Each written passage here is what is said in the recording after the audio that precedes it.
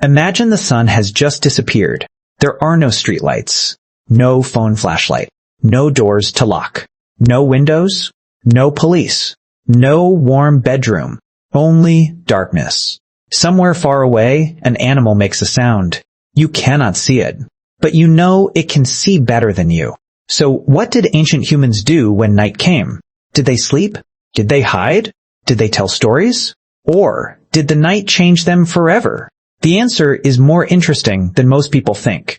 For most of human history, night was not simple. Today, we press one switch and the dark disappears. But ancient humans lived in a world where darkness was real. When the sun went down, the land changed. The temperature dropped. The shadows grew. Animals started moving. And humans had to make one important choice. Stay safe together or risk the dark alone. But this is where the story gets strange.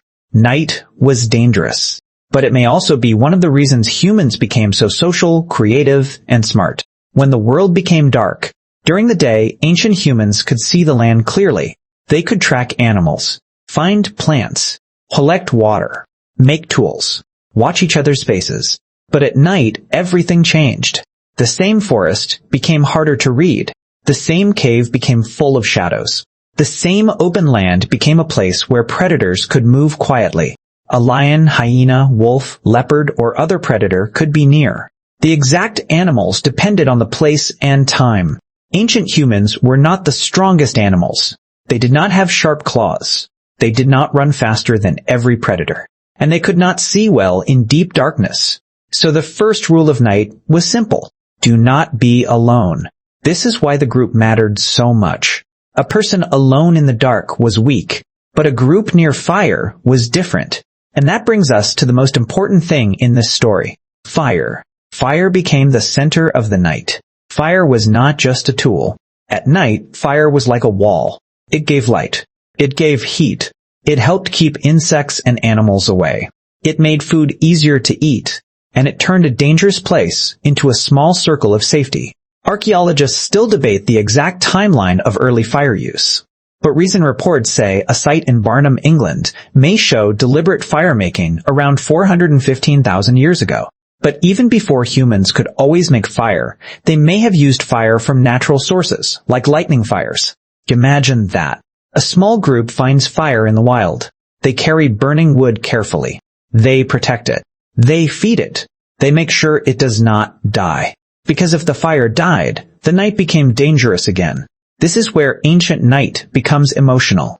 The fire was not just warm, it was hope. People could sit closer.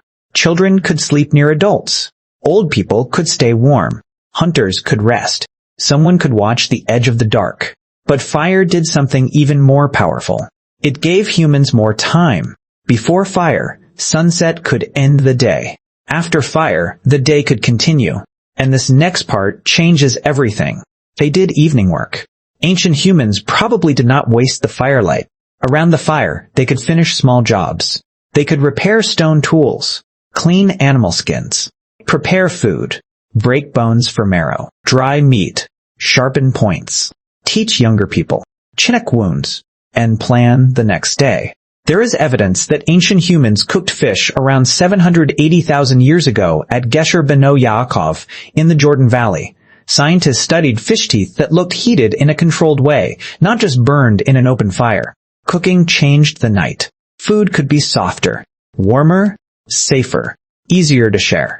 And sharing food is not a small thing.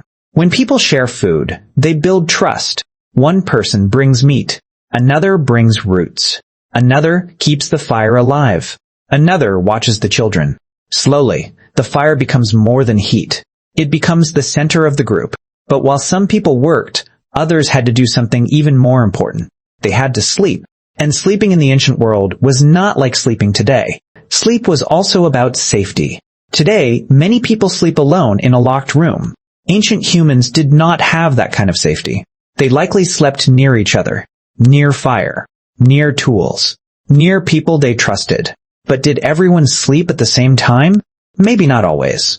A study of Hadza hunter-gatherers found that people did not all sleep deeply at the same time. Over 20 days of observation, the group was all marked as asleep for only about 18 total minutes. This supports the idea that mixed-age groups may help keep watch at night. This does not prove exactly what ancient humans did, but it gives us a clue. In a group, someone may wake up. Someone may hear a sound. Someone may add wood to the fire. Someone may look into the darkness. Maybe an older person slept earlier and woke earlier. Maybe a mother woke when a child moved. Maybe a hunter woke when the fire became low. Night was not silent rest. It was shared survival. And this is where things become beautiful. Because once humans were safe enough to sit together, they could do something no other animal does like us. They could tell stories. Firelight made stories feel alive. Imagine sitting near a fire 40,000 years ago. The faces around you are half bright and half dark. The fire moves. The shadows move. The cave wall looks alive. Someone begins to speak. Maybe they talk about a hunt. Maybe they explain where animals move. Maybe they warn children about danger. Maybe they remember someone who died. Maybe they tell a story about the sky, animals, spirits, or ancestors.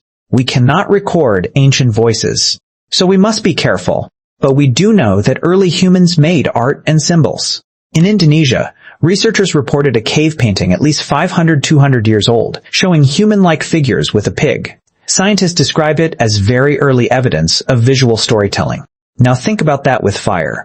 A painting on a cave wall. A small flame moving. A storyteller speaking. Children watching. Adults remembering. This is not just entertainment. Stories teach people how to survive. They can teach where to find water, which animal is dangerous, which plant to avoid, where the group came from, who can be trusted, what happened last season. Before books, stories were memory, and night gave stories a stage. The sky was their screen. When the fire became low, ancient humans still had one huge thing above them: the sky. No city lights, no air pollution from cars, no glowing buildings, just stars. The night sky may have helped people notice patterns. The moon changed shape. Stars moved through seasons. Some nights were bright. Some nights were black. For people who lived close to nature, the sky was not decoration. It could help with time, seasons, travel, weather signs, and imagination. Maybe they did not explain the stars like modern science, but they noticed them. And when humans notice patterns, they ask questions. What is that bright light?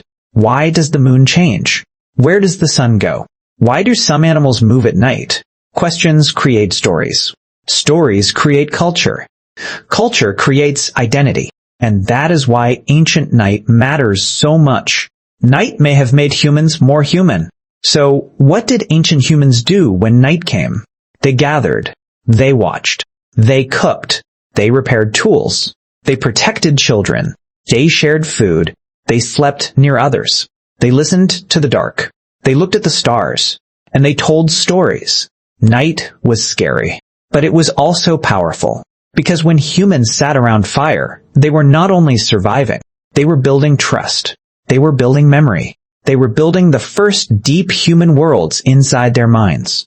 Today, when we turn off the light, night feels normal. But for ancient humans, night was a test. Every sunset asked the same question. Can your group survive until sunrise? And for thousands of generations, the answer was yes. Not because humans were the strongest, but because they had each other. If this made you see ancient humans differently, subscribe for more simple stories about the strange side of history. And tell me in the comments, if you lived back then, what would scare you most at night?